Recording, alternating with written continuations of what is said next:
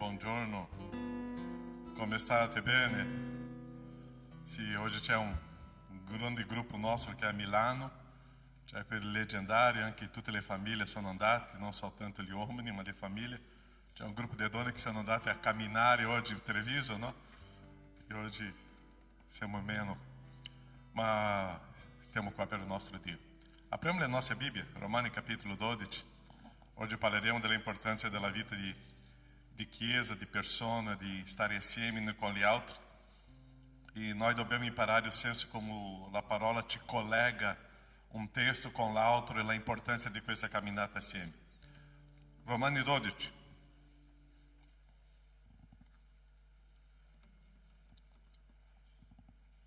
Dice così, dal versetto 1. Vi esorto dunque, fratelli, per la misericordia di Dio, a presentare i vostri corpi in sacrificio vivente, santo, gradito a Dio, che è il vostro culto spirituale.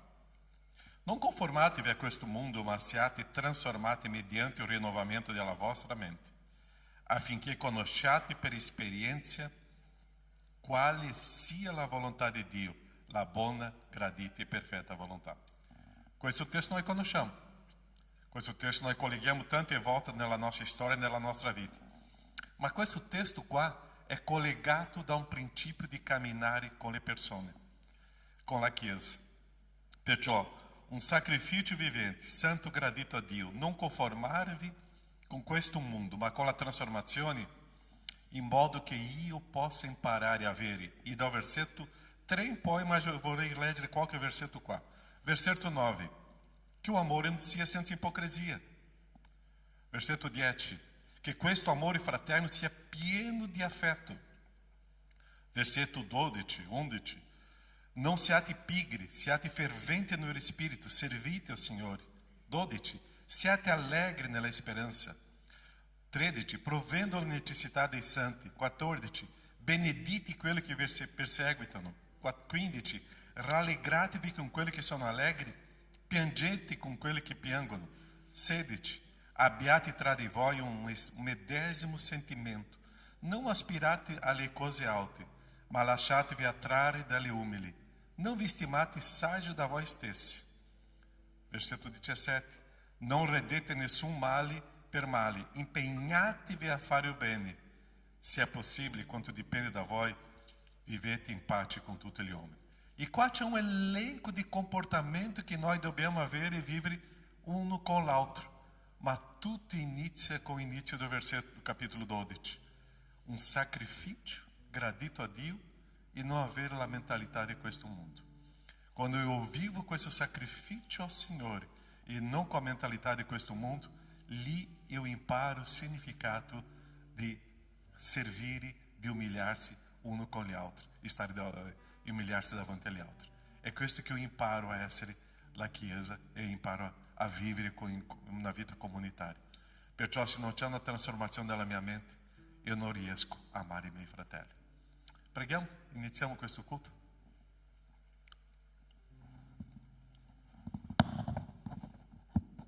Nostro Padre, grazie perché la tua parola trasforma il nostro modo di pensare. Grazie che la tua parola è viva. Vogliamo, Padre, vivere questo culto, Padre, con una nuova esperienza in te, per te, con te, in te. E grazie, Padre, della ricchezza di quello che tu ci insegni. Ti ringraziamo, Padre, perché stiamo offrendo la nostra vita a te. E la nostra vita è un'offerta, è una consacrazione. La nostra vita è per te. Usa le nostre storie, la nostra vita a te, oh Padre.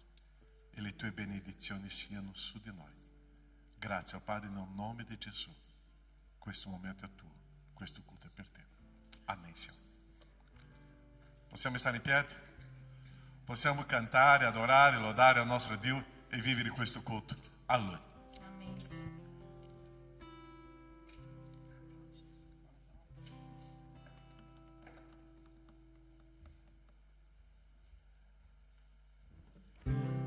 Amém. Glória e onore, forza e potenza diamo al nostro Signore.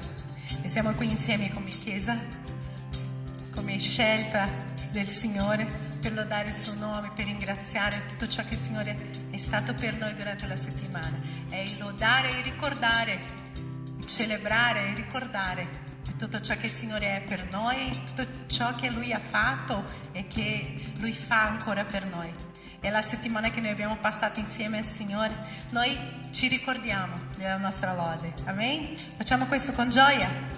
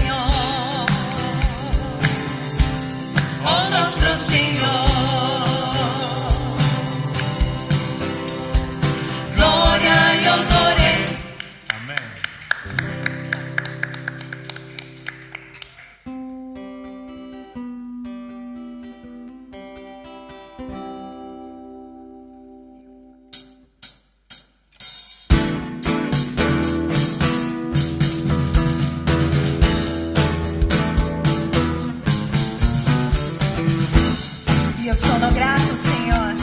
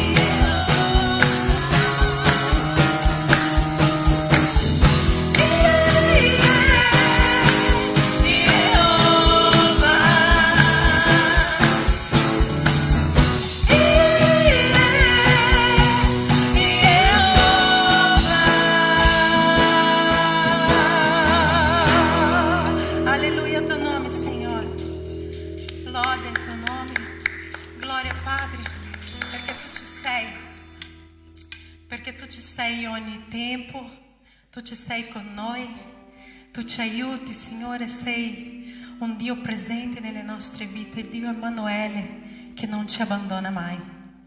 E noi crediamo in questo, Signore, e noi lodiamo il tuo nome, ti diamo, Signore, questa mattina in adorazione, che la tua parola possa, Signore, essere veramente cambiamento nelle nostre vite questa mattina, Padre.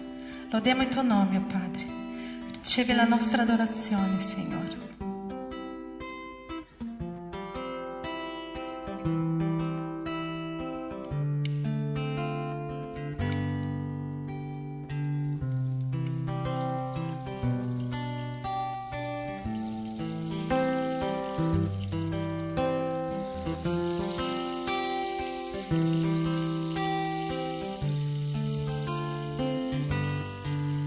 Ciò che occhio non ha visto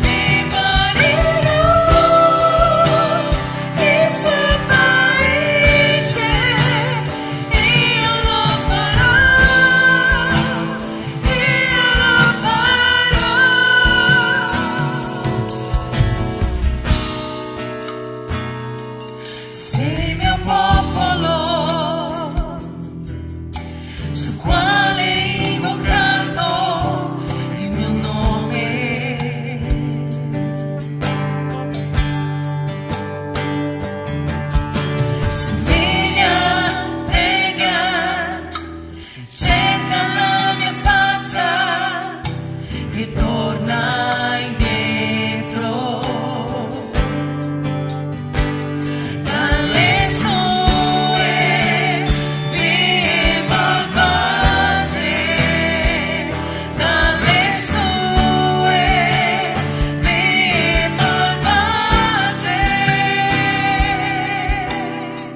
Se mio popolo, se mio popolo, su quale è invocato il mio nome,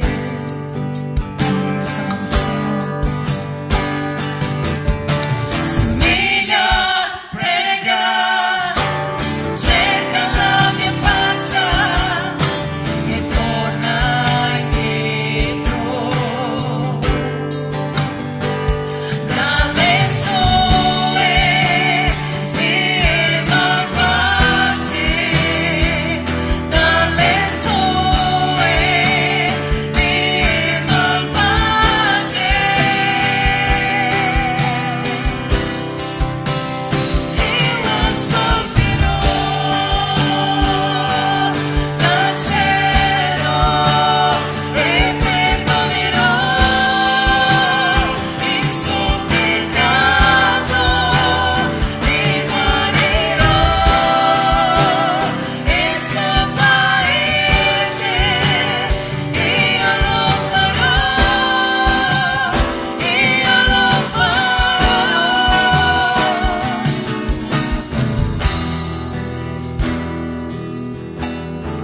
La tua volontà, Signore. La tua volontà è quello che noi cerchiamo. La tua presenza, Signore, è verità.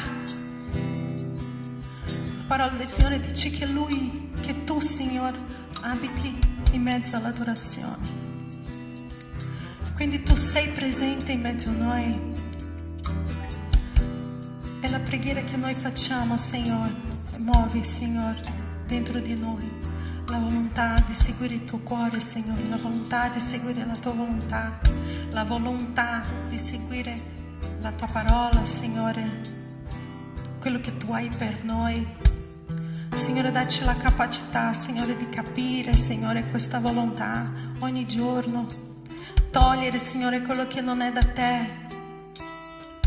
Pulire, Signore, quello che non viene da te, Signore, dal nostro cuore. E che noi possiamo riconoscere, Signore, tutti i giorni questo. Rinnovare, Signore, la nostra fede, rinnovare, Signore, la nostra mente, Signore, come la mente di Cristo, Padre. Perché noi sappiamo che tu ascolti il popolo che acclama, Signore, che chiede. E quello noi chiediamo, Signore, aiutaci, Padre. Aiutaci, Signore, a fare la tua volontà, Signore, ed essere davanti a te, Signore, come tu vuoi, Padre. Sei mio popolo, cantiamo insieme, su quale è invocato il mio nome. Cosa fa? Si umilia, prega, cerca la mia faccia e torna indietro. Dalle sue vie malvagie, dalle sue vie malvagie. Io ascolterò.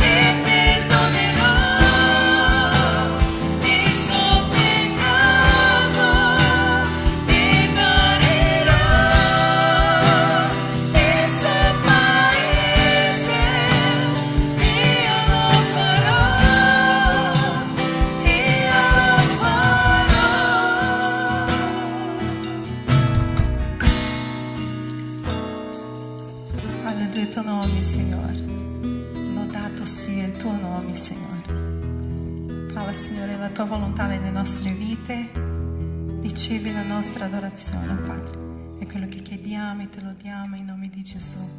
Amen e amen. Potete sedervi.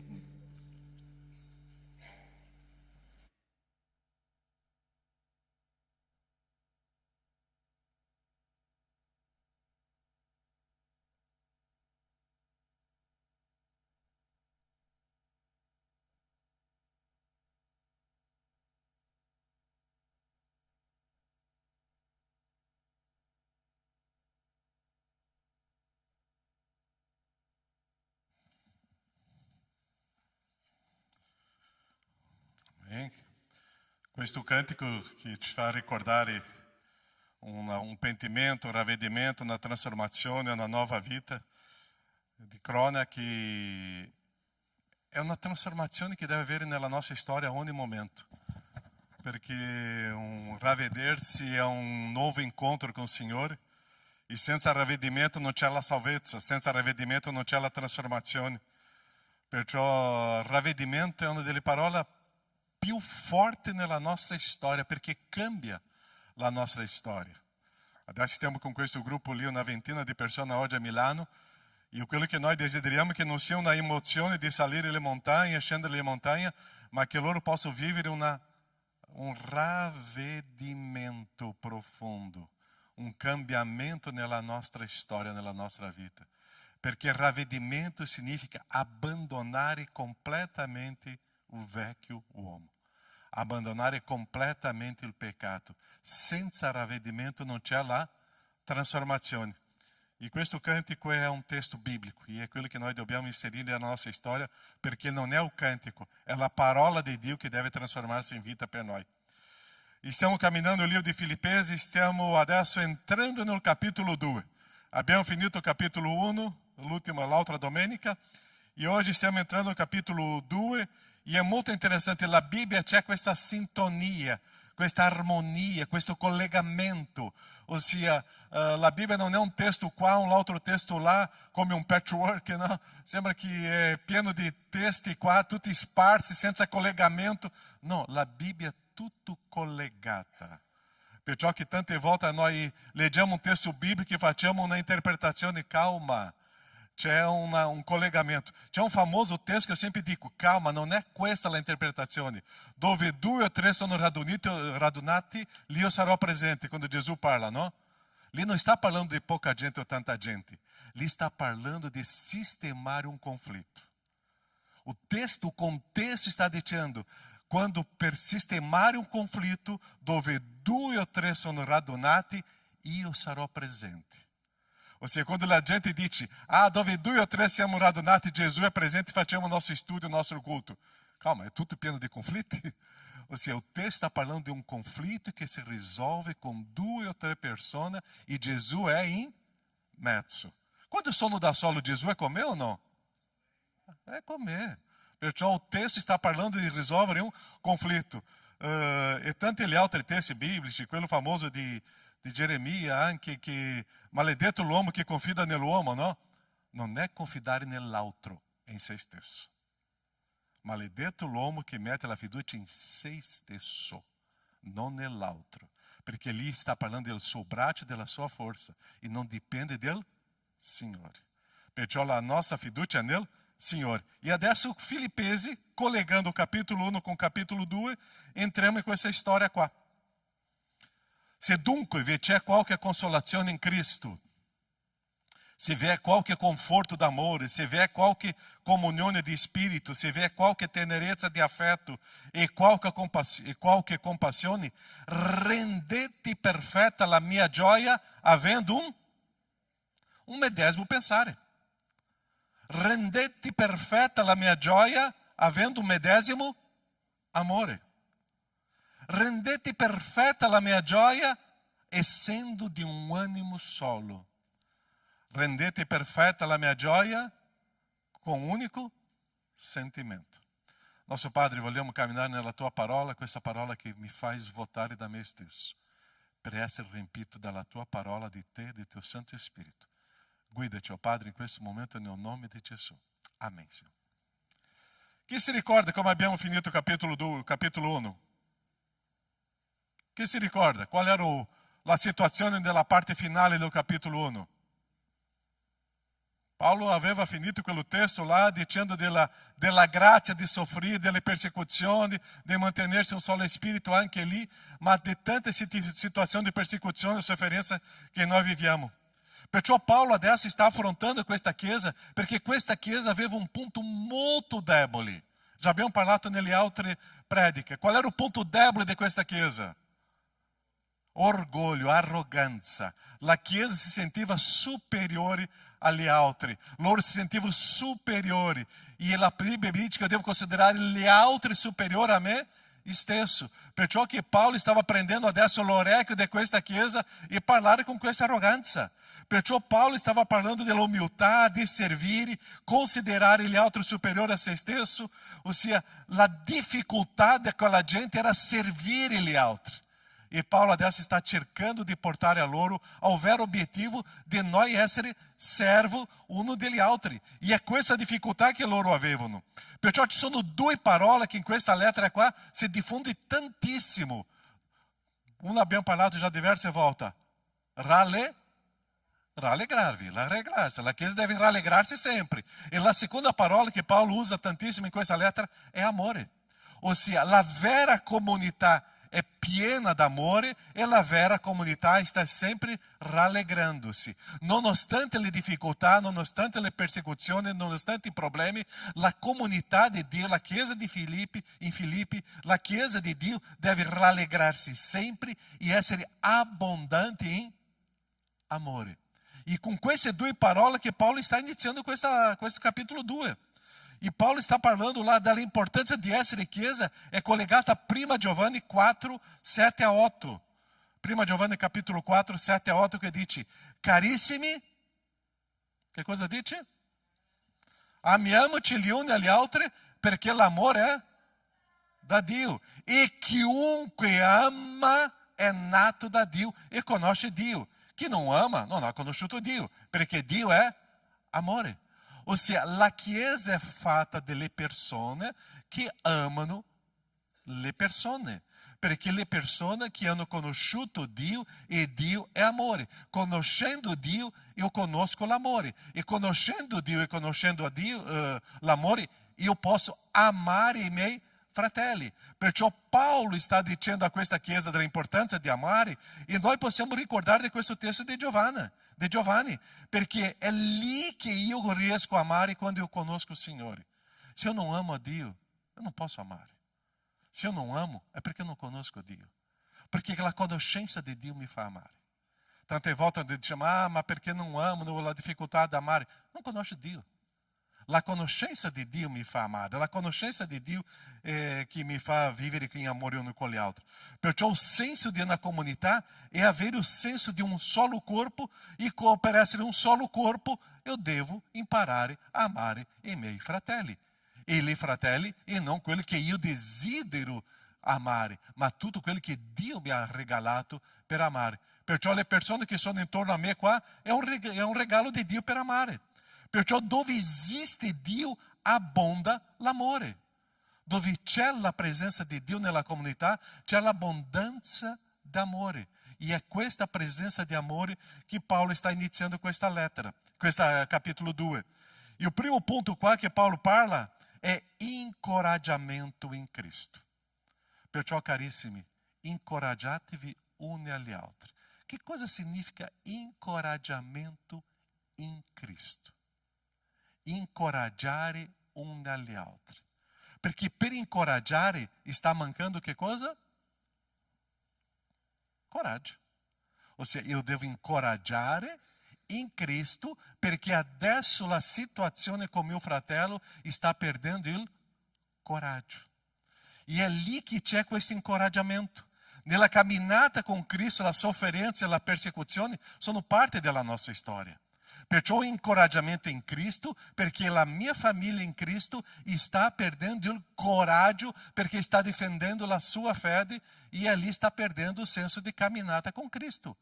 Quanti di noi stanno sendo perseguitados pela própria família? Quanto di noi stiamo perdendo la fede perché dentro della famiglia noi siamo confrontati con la nostra fede. È lì che dobbiamo incoraggiare i nostri fratelli. Perché tanti di noi si convertono e quando cominciano a vivere una vita con Cristo sono perseguitati a casa, sono perseguitati ao lavoro, sono perseguitati alla scuola, stanno perdendo l'animo e o coraggio di predicare Cristo. E chi che incoraggia? È la Chiesa. Perciò, come la Bibbia abbiamo parlato prima è molto collegata, Paolo finisce il capitolo 1 parlando della grazia di soffrire con Cristo.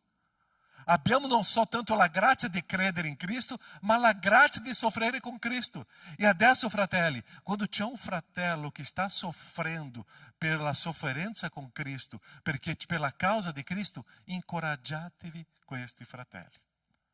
Noi stiamo qua come Chiesa, come popolo, per incoraggiare uno agli altri. Noi dobbiamo incoraggiare in Cristo a continuare questa camminata con Cristo, una vita pura, una vita sana, una vita consacrata, una vita con coraggio, una vita com ânimo, incoraggiare a prosseguire questa storia. È la Chiesa che incoraggia, perché la persecuzione fa parte. Tu já visto um fratello triste, um fratello deluso, um fratello que está sofrendo? Qual é o nosso escopo? É portare quello fratello a um encorajamento em Cristo. Incoraggiare. Tu conosci la storia di ciascuno di qua che soffre la persecuzione per una fede? Abbiamo tanti giovani, nostri adolescenti che dentro della scuola e dentro della università sicuramente soffrono questo. I nostri giovani adolescenti soffrono perché essere coraggiosi in un gruppo di giovani, di ragazzi con la mentalità del mondo non è facile. È lì che devono avere o coraggio. È lì che deve essere e noi dobbiamo incoraggiare loro a proseguire questa storia con Cristo. Perché quando loro arrivano a casa, loro staranno soffrendo, non condividono tante volte. Ma noi, voi come genitori, incoraggiatevi i vostri figli a non perdere la fede in Cristo. La sofferenza, la persecuzione fanno parte di una storia, ma noi siamo chiamati a incoraggiare in Cristo. Camminare con Cristo e servire con Cristo e sapere che l'esclusione e abbandono fanno parte. Quanti di noi siamo stati già esclusi e abbandonati perché abbiamo una fede in Cristo? Perciò quanti fratelli e sorelle hanno perso la famiglia per una fede? Quando mi sono convertito, mi ricordo, la mia famiglia mi ha messo da parte. Ma c'era una chiesa che mi ha incoraggiato. E se io sono oggi un cristiano e se io sono qua, io mi ricordo a questa famiglia che ho avuto in 1981, ok? Più di 40 anni, 45 anni fa, che mi hanno incoraggiato in Cristo. Quanti fratelli e sorelle hanno perso la famiglia perché si sono convertiti a Cristo. È lì che io devo incoraggiare la mia famiglia. Un cristiano deve essere appoggio dell'altro cristiano. Noi dobbiamo appoggiare i nostri fratelli che stanno soffrendo per una fede in Cristo. 2 domenica fa c'era qua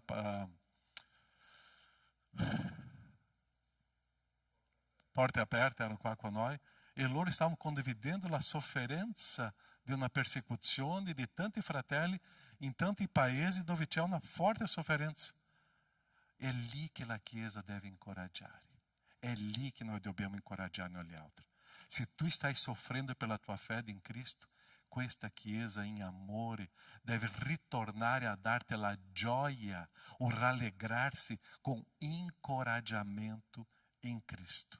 Se tu stai perdendo la gioia della fede in Cristo, è lì che entra la Chiesa per incoraggiarti ad avere una fede in Cristo e essere fortificato in Cristo. Incoraggiamo uns agli altri.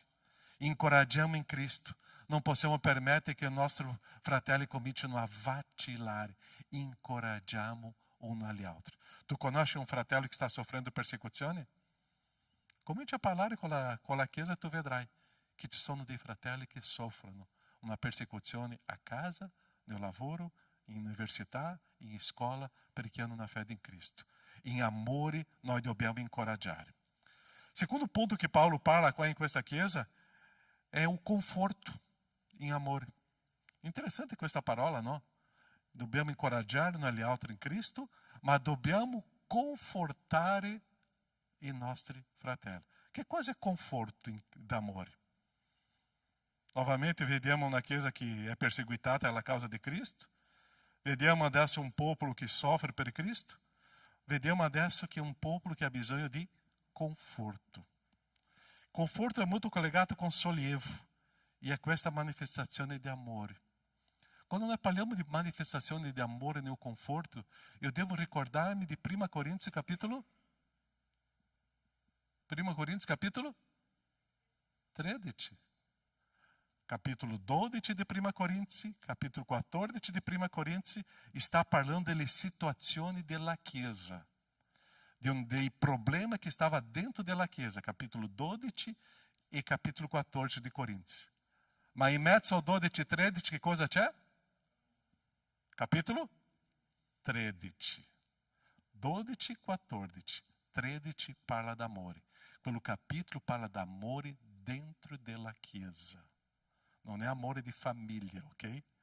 È un problema nella Chiesa no 12, problema della Chiesa no 14, capítulo 13 parla d'amore.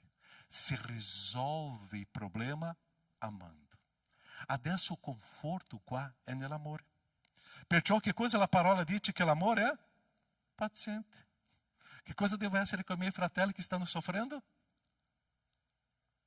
Paziente. E o meu amore deve essere paziente. Dentro della Chiesa o amore deve essere benevolo. Dentro della Chiesa l'amore non è egoista, è altruista. È amore. Dentro della Chiesa non c'è superbia o orgoglio, l'amore è umiltà. Dentro della Chiesa questo amore non cerca o proprio interesse.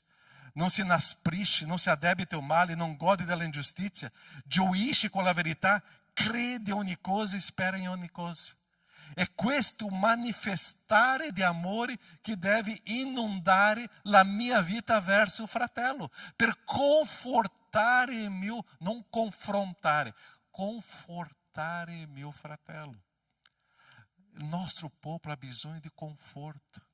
E adesso sono io che devo confortare questa persona. E che cosa é o conforto? Quando pensiamo a casa, quando arrivo a casa eu desidero um conforto.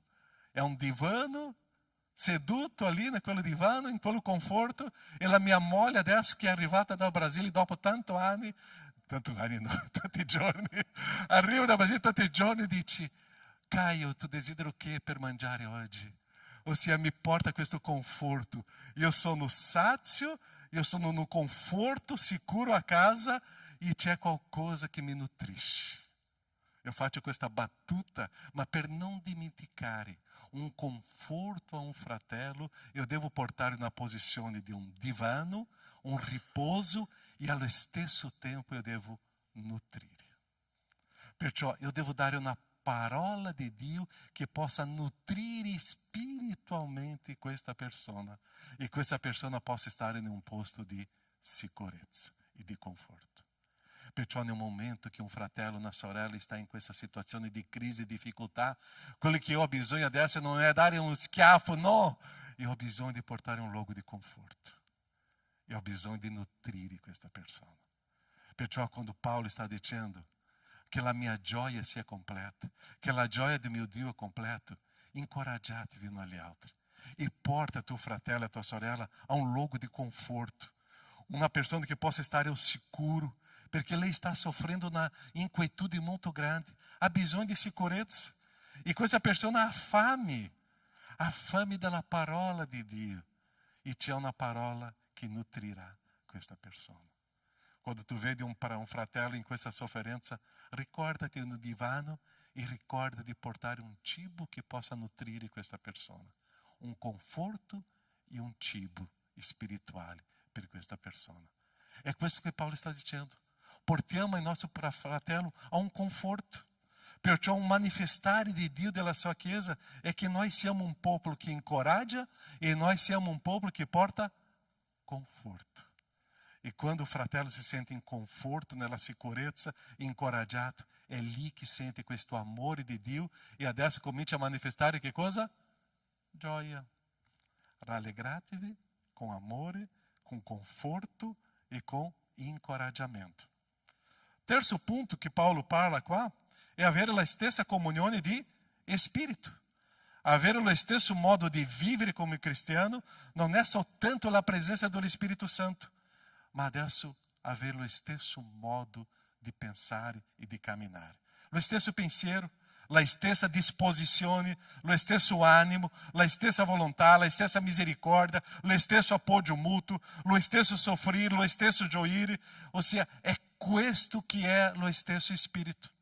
Abbiamo parlato nell'inizio do culto, con il testo di Romani capitolo 12, quando dice lì, se io non passo per un cambiamento mentale, io non riesco a avere lo stesso Spirito.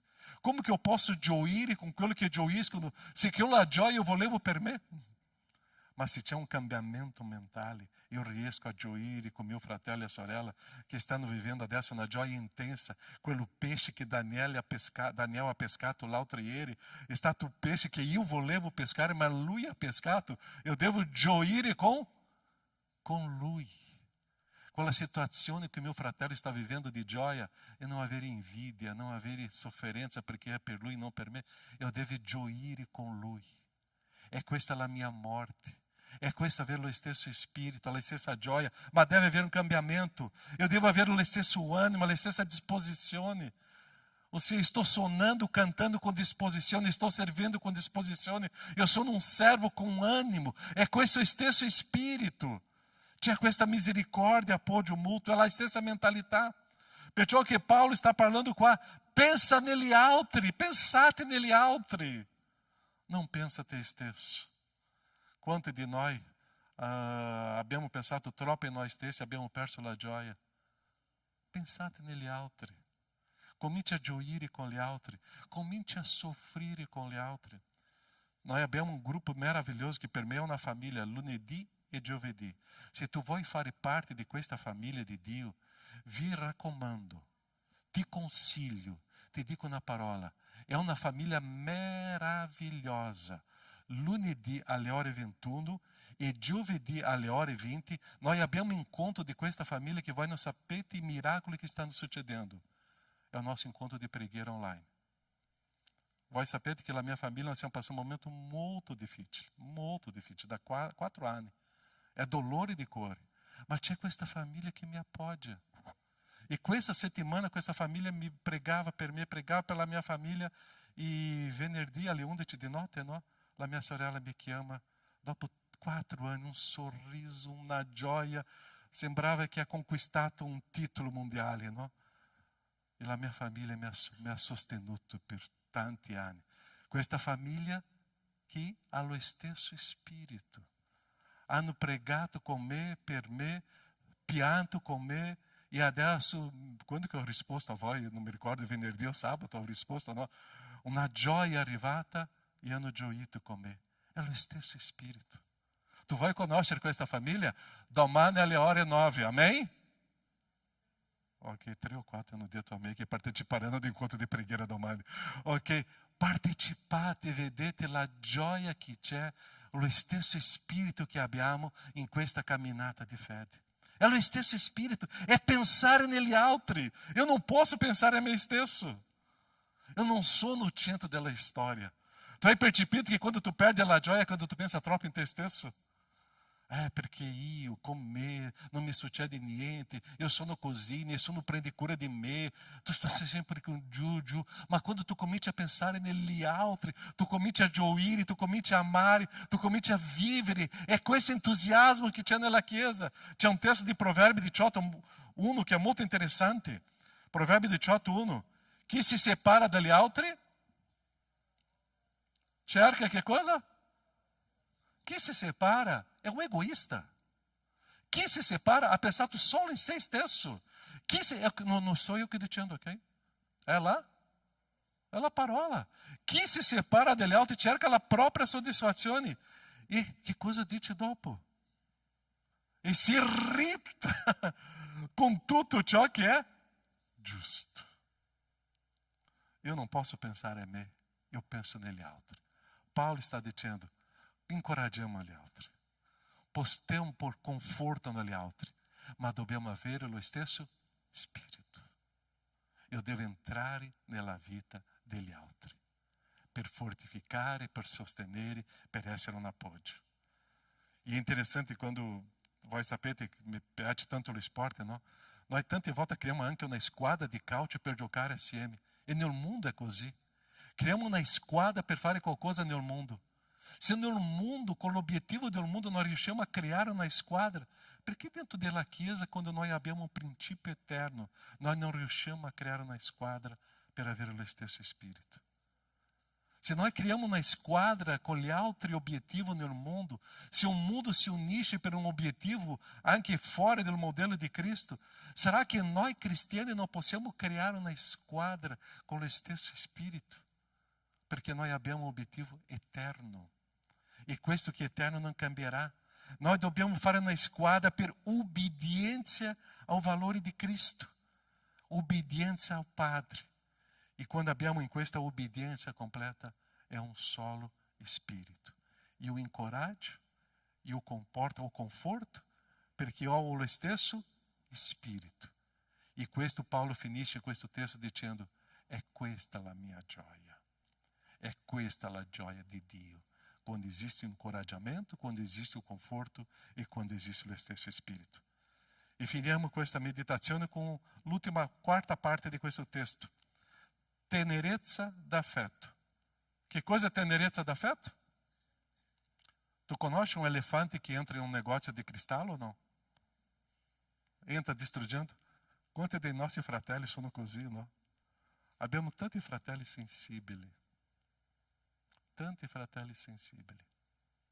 E noi dobbiamo manifestare una tenerezza d'affetto. Noi dobbiamo avere la tenerezza d'affetto. La sensibilità nostra tante volte è difficile, ma io devo essere sensibile con quelli che soffrono. E dobbiamo essere sensibili con quelli che sono molto sensibili. Eu sempre faccio quella battuta, no? Prima di dire una parola a una persona, mande un cucchiaio di miele, addolcisci la tua bocca e dopo parli. E se è necessario, un barattolo di 1 chilo di miele, mangia e dopo parli. Tenerezza d'affetto. Noi dobbiamo imparare a avere questo comportamento. E è interessante che la parola greca qua, quando dice tenerezza d'affetto, l'originale nel greco, sta parlando delle cose molto íntima, personali e profundo di un corpo umano. È la stessa parola per parlare di cuore, del polmone, è la stessa parola che inserisce le cose più personali di una persona, perché è molto profondo. Perciò o camminare con le persone è portare quello profondo dentro di me ao rapporto con l'altra persona. Perciò la stessa parola che si usa di parlare delle cose più sensibili nostre è questa tenerezza d'affetto. Tu sei una persona dolce? Tenerezza di affetto con gli altri? O dici, io sono così. Il mio modo di essere è così. E se la persona vuole, io sono così. Come tu sei?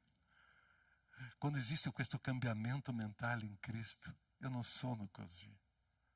Io adesso lascio che lo Spirito Santo mi guidi e mi fa parlare in modo dolce. Mi guidi e mi fa parlare con tenerezza di affetto. Io non sono più così.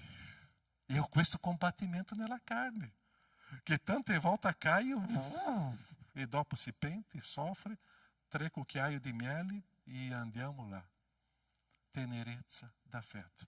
E è interessante che questo testo è collegato, quello testo là prima era conforto collegato con 1 Corinzi 13, e adesso questa tenerezza di affetto è collegata con quale testo biblico? Galati capitolo 5, che parla del frutto dello Spirito. Galati 5:22. Che cosa è il frutto dello Spirito?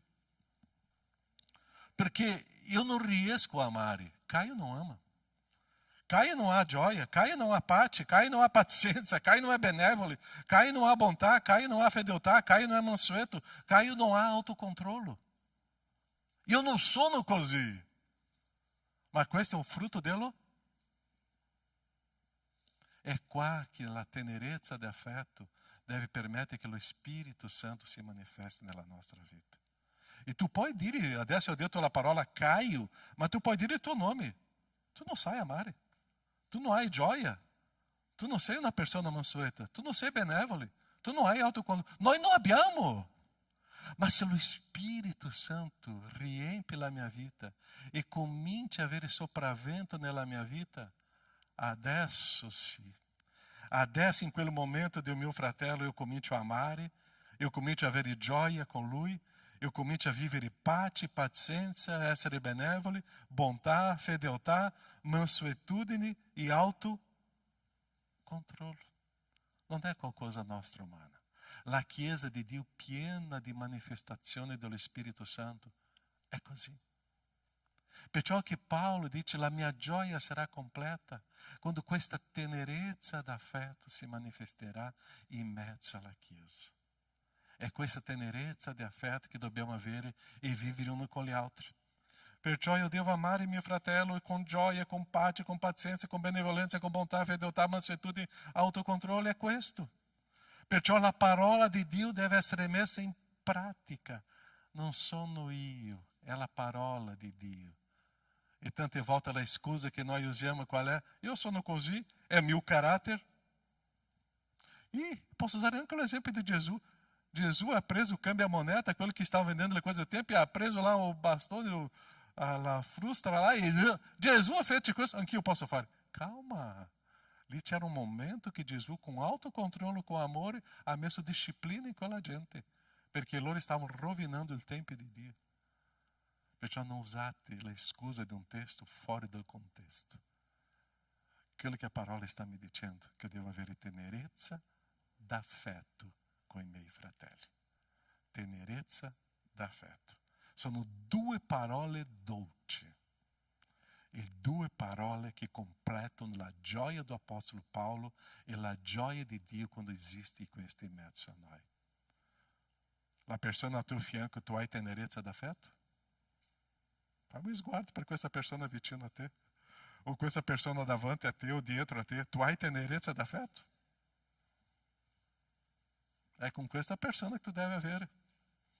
È questa persona, tenerezza d'affetto.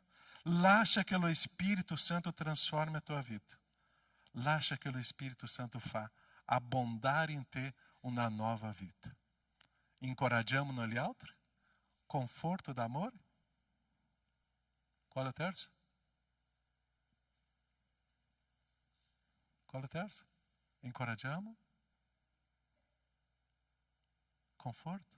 Lo stesso Spirito, lo stesso animo. E l'ultimo è tenerezza d'affetto. Tenerezza d'affetto.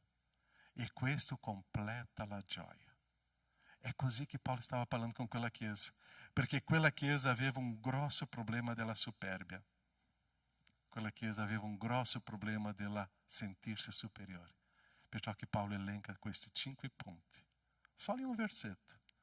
Per dire, è importante per voi. È importante per noi. Tra poco staremo celebrando la cena del Signore. Ma che quando eu prendo quello cálice e quello pane, eu posso dire, riempito dello Spirito, eu posso incoraggiare i miei fratelli. Eu posso fortificare il mio fratello. Eu posso portare un conforto d'amore al mio fratello. Eu posso morire per me stesso per avere lo stesso Spirito. Io posso guardare mio fratello con tenerezza d'amore. E così mangio e bevo. Preghiamo.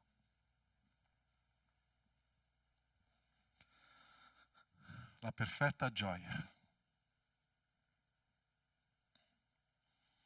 Grazie Padre perché la tua parola ferisce la nostra vita. Perché è una parola d'amore. Chi ama ferisce. Perché incoraggiare, portare un conforto, avere comunione di spirito, avere tenerezza d'affetto, non è la mia caratteristica, ma è la tua, Padre. E pieno do Spirito, eu posso confortare, eu posso incoraggiare, eu posso morire per avere comunione uno con gli altri, eu posso avere questa dolcezza di tenerezza d'affetto.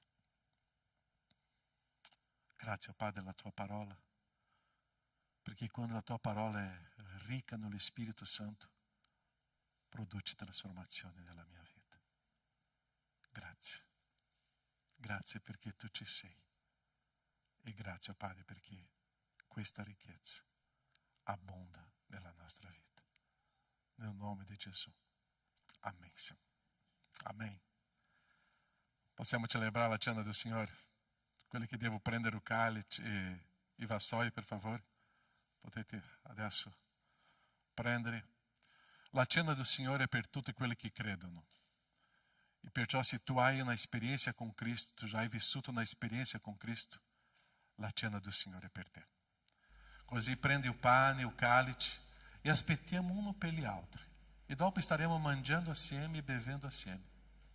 E ricordando che io devo incoraggiare, che eu devo portare un conforto, che eu devo avere la stessa comunione con questo popolo, che devo avere tenerezza d'affetto con le persone che Dio mi ha donato.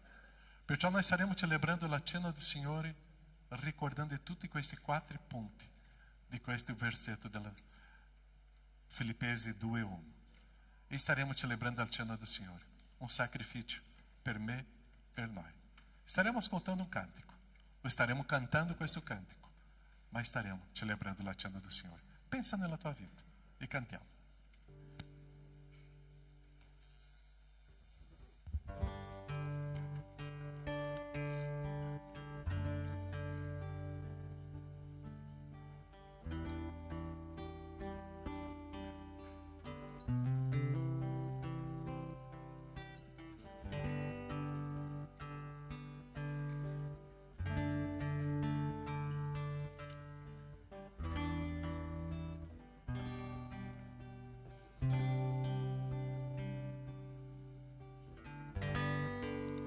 Quando penso al tuo amore per me, quando penso alla grazia mostrata, quando penso al tuo sangue per me, io non riesco a trattenere il mio canto per te. Desidero adorarti, desidero lodare te, desidero adorarti, desidero piacere a te. Quando penso al tuo amore per me, quando penso alla grazia mostrata, quando penso al tuo sangue per me, io non riesco a trattenere il mio canto per te. Desidero adorarti, desidero lodare te, desidero onorarti, desidero piacere a te, desidero adorarti, desidero lodare te, desidero onorarti, desidero piacere a te, piacere a te, desidero.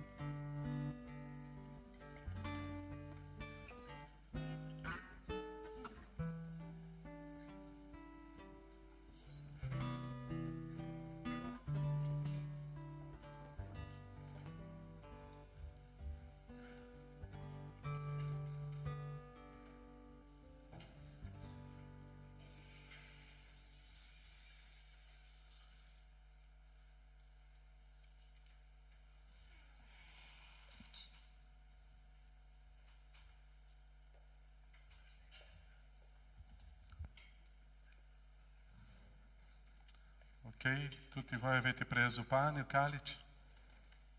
Possiamo celebrare. Mangiare il pane è ricordare un corpo. Mangiare il pane è ricordare un sacrificio. Per me. Io devo pensare in modo personale questa esperienza adesso. È ricordare che quel corpo in quella croce poteva uscire, ma è rimasto perché ti ama. Tante volte abbiamo dubbi di essere amati e non essere amati, ma Gesù dimostra questo grande e profondo amore. Gesù ti ama e è rimasto in quella croce per amore a te. Mangiamo e ricordiamo questo agnello di Dio che toglie il peccato del mondo. Mi ha liberato. Mangiamo e ricordiamo.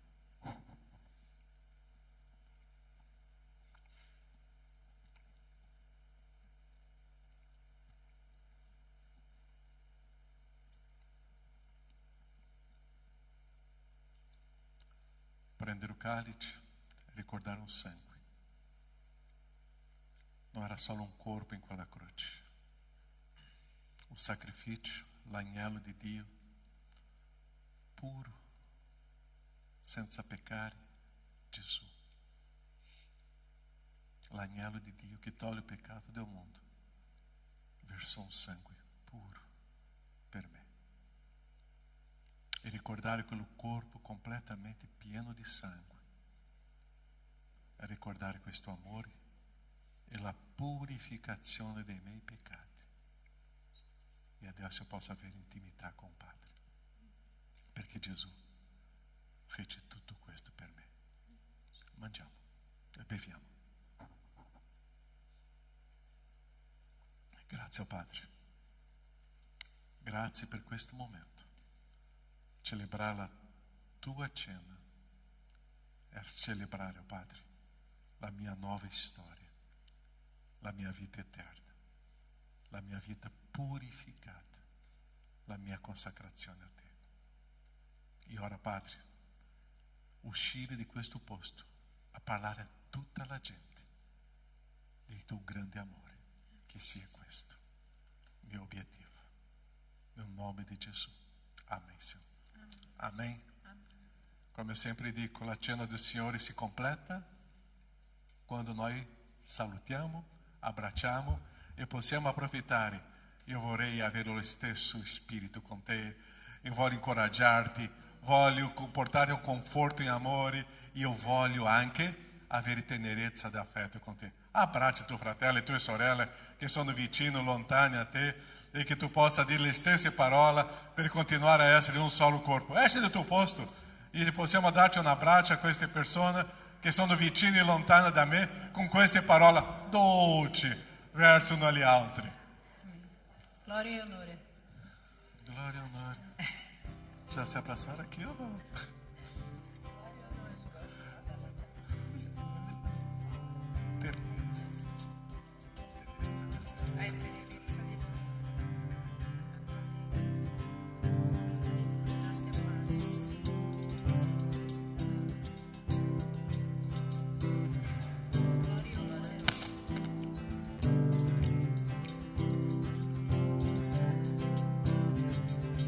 Speriamo Daniel arrivare personale, Daniel. Ok, momento di offerta, di decima, è la nostra responsabilità anche economica nell'opera del Signore. Facciamo questo, facciamo con gioia, facciamo con questo, con amore al Signore. Tu sai che quello che tu ricevi è un regalo del Signore. Adesso facciamo questo momento di offerta e retribuire questo regalo del Signore. Cantiamo, offriamo e celebriamo il Signore. Gloria e onore. Cantiamo. Adoriamo.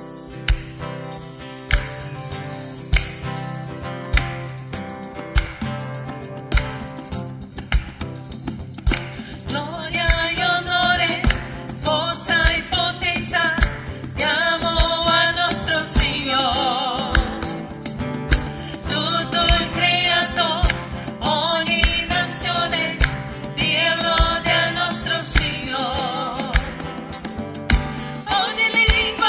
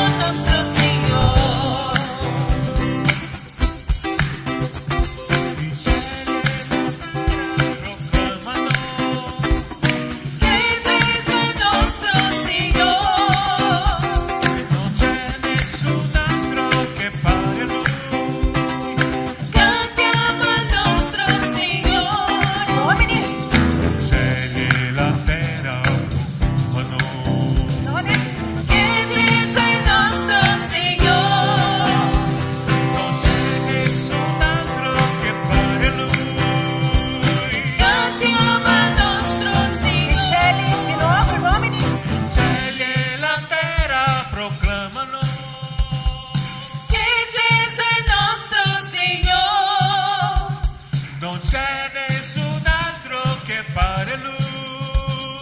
Io ti amo nostro Signore, ogni lingua dichiarerà che la gloria è tua, adorando confesserà il tuo nome, la Chiesa proclamerà per sempre che il tuo regno va fino avrà, o nostro Signore, o nostro Signore.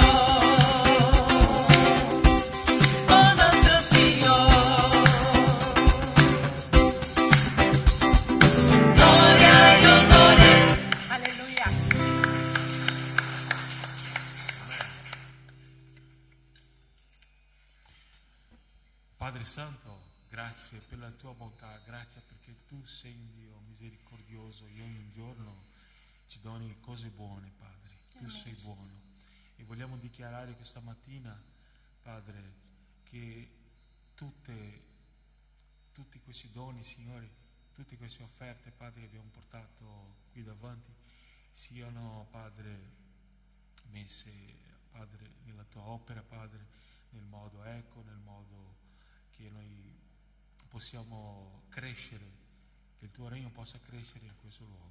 Benedici la tua Chiesa, benedici, Signore, nel nome santo di Gesù. Amen.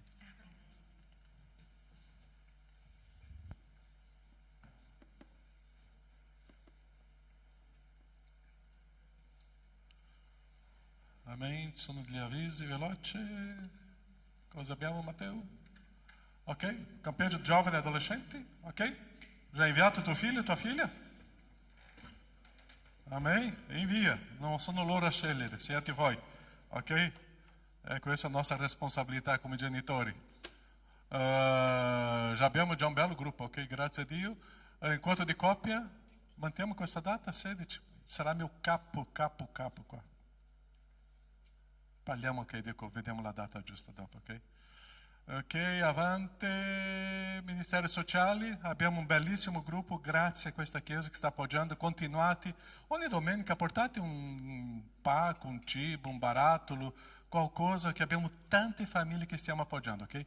E stiamo lì anche spiritualmente conducendo, ok? Ogni domenica portate qualcosa, parlate con il responsabile per vedere quello che manca e possiamo continuare a servire, ok? Avanti. Già degli uomini non è arrivato? Ok, già abbiamo il convegno degli uomini, sarà il 23, 24 e 25 di ottobre. La stessa cosa, Molly, prende tuo marito e dica, va. Ok? Già abbiamo la data, prezzo, tutto ok. Sarà a ottobre il convegno degli uomini. Dei bambini fine di agosto, inizio di settembre. Ok, già abbiamo locali, dobbiamo sistemare il prezzo adesso un po' di cosina. Ok? Bambini, degli uomini e dei giovani adolescenti tutto a posto, ok? Coppia prossimo anno e così via. Ok? Va bene. Buona domenica a tutti. Che Dio vi benedica. Ciao.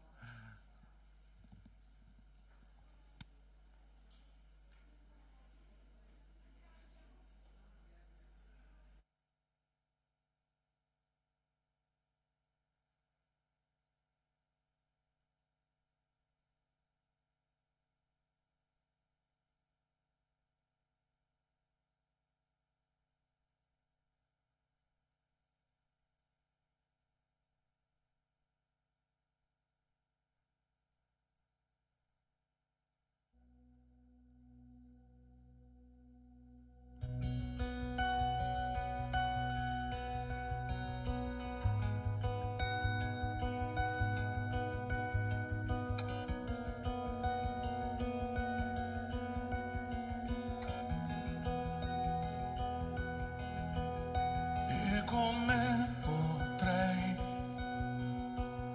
con parole mie dimostrarti la mia gratitudine? Canto una canzone come ho fatto già, che poi finirà, ma il tuo amore no. E alzo le mie mani e ti lodo tutto ciò che io è. Alleluia, alleluia. E so che non è molto, ma cosa potrei dire a un re? Oltre a un canto nel cuore. Alleluia, alleluia.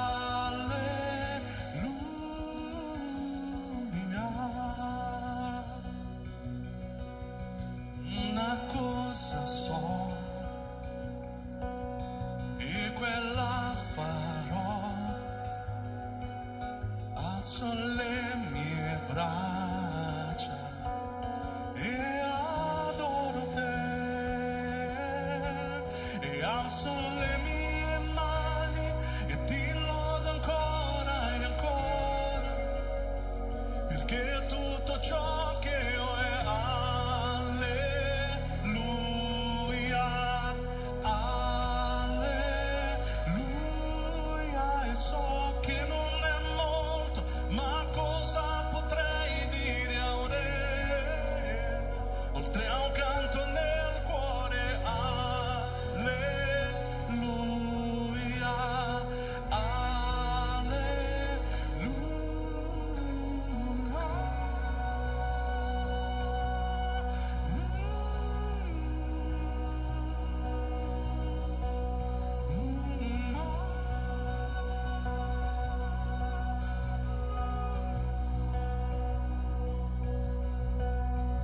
oh anima mia, non essere timida, innalzi il tuo canto, perché dentro di te dimora un leone. Alzati e lodalo. Oh anima mia, non essere timida, innalzi il tuo canto, perché dentro di te dimora un leone. Alzati e lodalo. Oh anima mia, non essere timida, innalzi il tuo canto, perché dentro di te dimora un leone. Alzati e lodalo.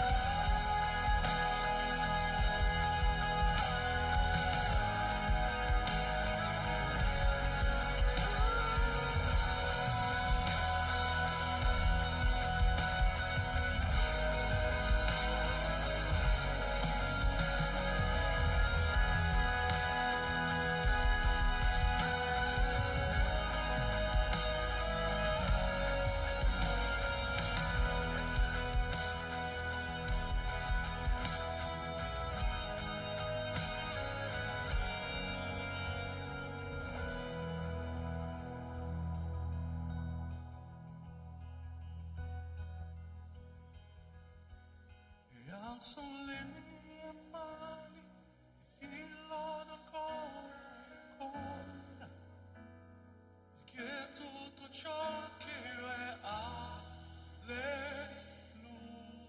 Alleluia, alleluia. E so che non è molto, ma cosa potrei dire a un re? Oltre a un canto nel cuore. Alleluia, alleluia.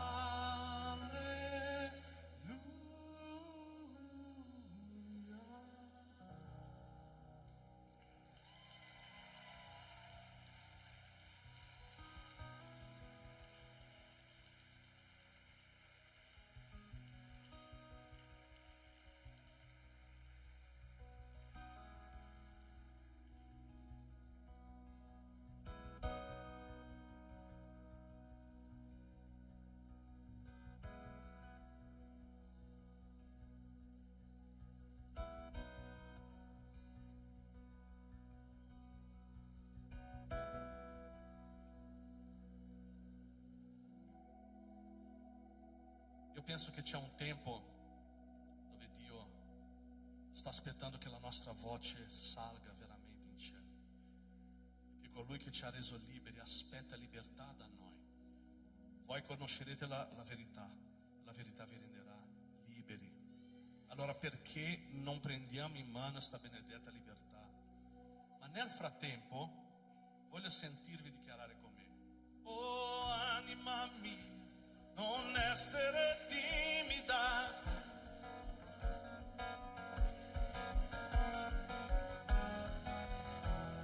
alzati e lodalo.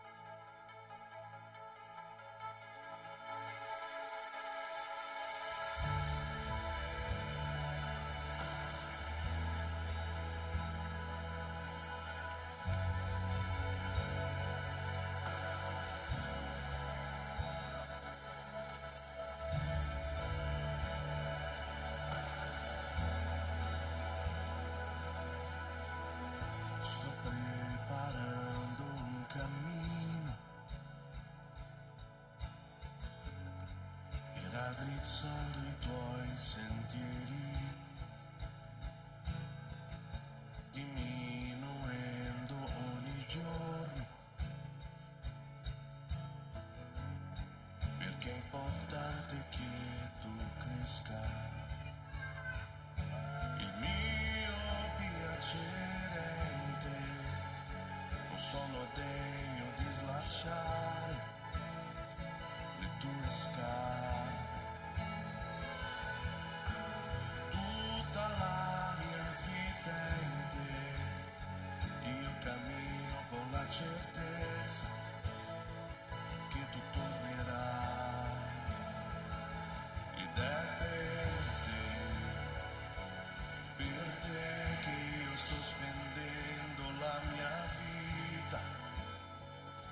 lasciando tutto per amore con allegria, Signore dei miei giorni.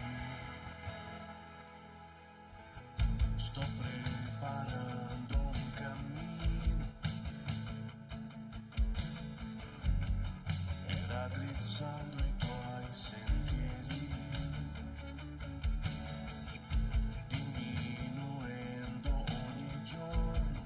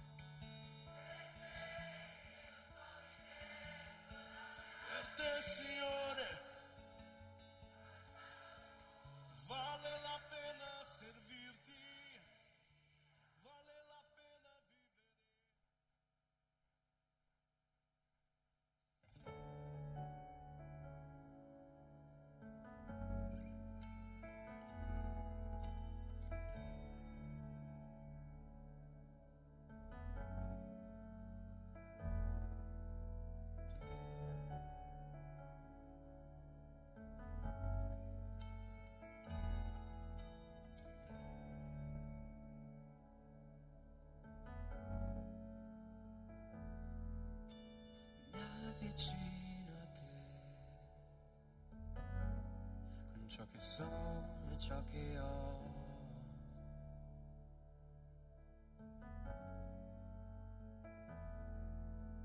Resto scalzo qui, perché questo è un luogo santo.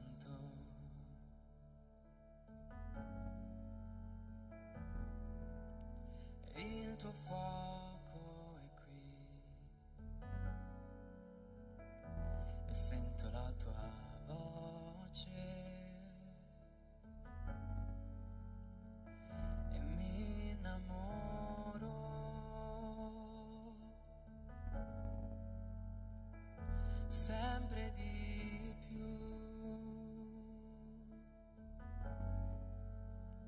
e non c'è cosa più bella che stare con te,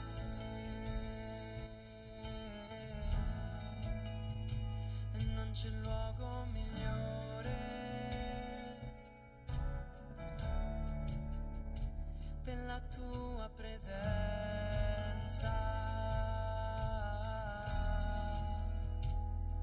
Io mi inginocchio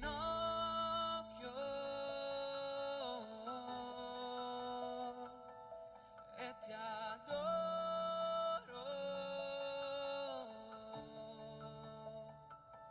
e riconosco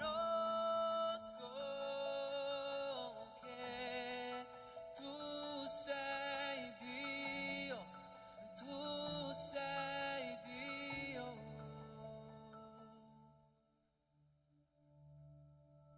E non c'è cosa più bella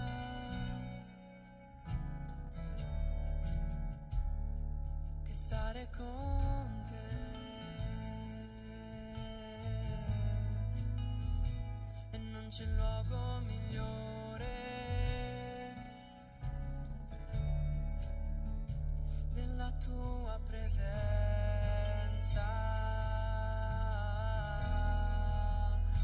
e non c'è cosa più bella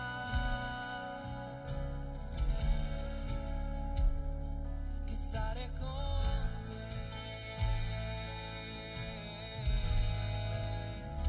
e non c'è luogo migliore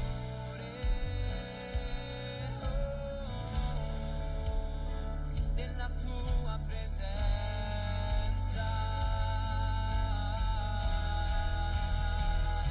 Io mi inginocchio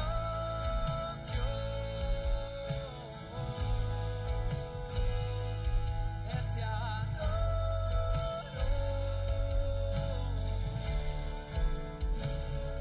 e riconosco che tu sei Dio,